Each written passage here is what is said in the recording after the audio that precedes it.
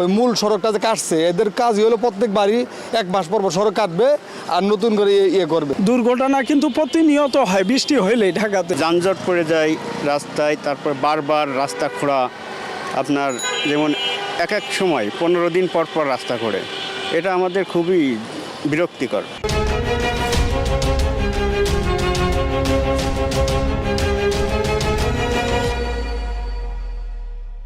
বর্তমানে রাজধানী ঢাকা সহ সারা বাংলাদেশের প্রায় বড় সবকটি শহরেই চলছে উন্নয়ন যজ্ঞ।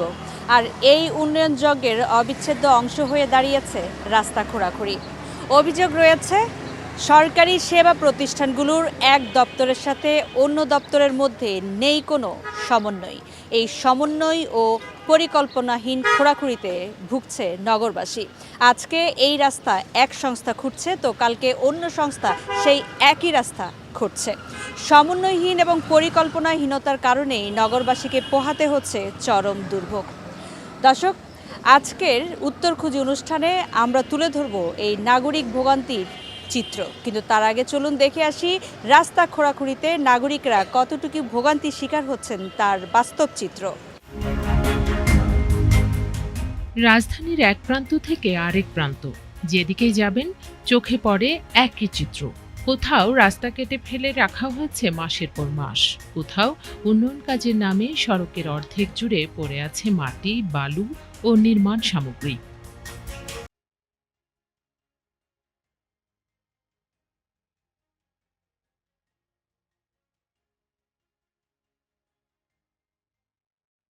কোনো এলাকায় ভাঙাচোরা সড়কে সামান্য বৃষ্টিতেই তৈরি হচ্ছে জলাবদ্ধতা, আবার চাদরে ঢেকে যাচ্ছে পুরো আবাসিক এলাকা। খোঁড়াখুঁড়ির কারণে সরু হয়ে যাওয়া সড়কে বাড়ছে যানজট, কমছে চলাচলের গতি।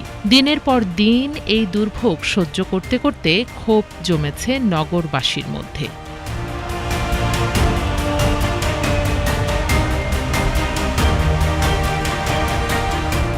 ওই মূল সড়কটা যে কাটছে এদের কাজই হলো প্রত্যেক বাড়ি 1 মাস পর সড়ক কাটবে আর নতুন করে ইয়ে করবে। সরকারের যত রাজস্বগুলো ইয়ে করবে, দেখেন যে বালুগুলা ওরা কিছু উপরে ভিতর দিয়ে নর্মাল বালু ফেলাই দিয়ে উপরে দিয়ে খালি ইট দিয়ে এরপরে হালকা একটু পিচ বিছাই ইয়ে করে দিয়ে দিবে। প্রত্যেক বছরেই প্রত্যেক মাসে মাসে এরাই রাস্তা কাটবে, এদের রাস্তা কাটবে আর পাবলিকরা আটকায় থেকে কীভাবে নতুন প্রকল্প টেন্ডার দিবে, নতুন প্রকল্প নিবে আর নতুন কীভাবে সরকারের রাজস্ব এবং সরকারের কীভাবে ক্ষয়ক্ষতি করবে, এদের ধান্দা হচ্ছে এই প্রকল্পগুলো পাস করা। ওরা যদি রাস্তা নিচ দিয়ে মোটা একটা পাইপ বসাইতো প্লাস্টিকের, যে একটা পাইপে বিদ্যুতের তার, ইলেকট্রিকের তার, টেলিফোনের তার, সমস্ত ডিশের তার সবাই ওই এক পাইপে থাকবো। প্রকল্প যারা দেন তাদেরকে বিশেষভাবে অনুরোধ, আপনারা যে ধরনের প্রকল্প দেন না কেন আপনাদের মোটা পাইপ, প্লাস্টিকের মোটা পাইপ দিবেন। একটা পাইপের ভিতরে মিনিমাম যেন 10টা প্রকল্পের কাজ একসাথে হয়। আমরা এটা জোর দাবি জানাই।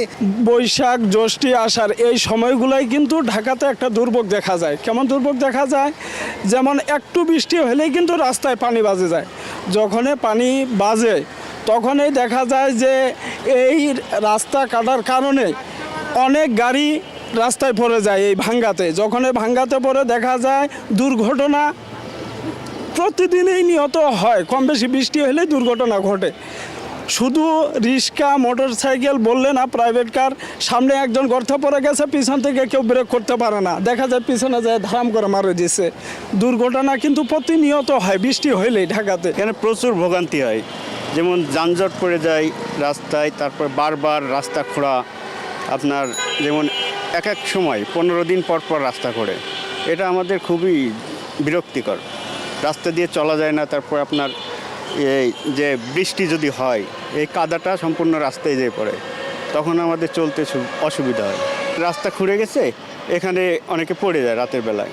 অনেক সময় বাইকগুলোই সাধারণত বেশি হয়, বাইক পড়ে যায়, কাত হয়ে যায়, অনেক প্রবলেম হয়। স্কুলগামী যারা আছে তাদের ক্ষেত্রে দেখা যাচ্ছে ওরা সুন্দর একটা ড্রেস পরে আসলো, আসার পরে কাদা ছুঁড়ে লাগলো। সারাদিন তার দিনের শুরুটাই হচ্ছে আপনার কাদা দিয়ে, সারা বোর ফিল করতেছে এই ড্রেস নিয়ে, ময়লা ড্রেস নিয়ে।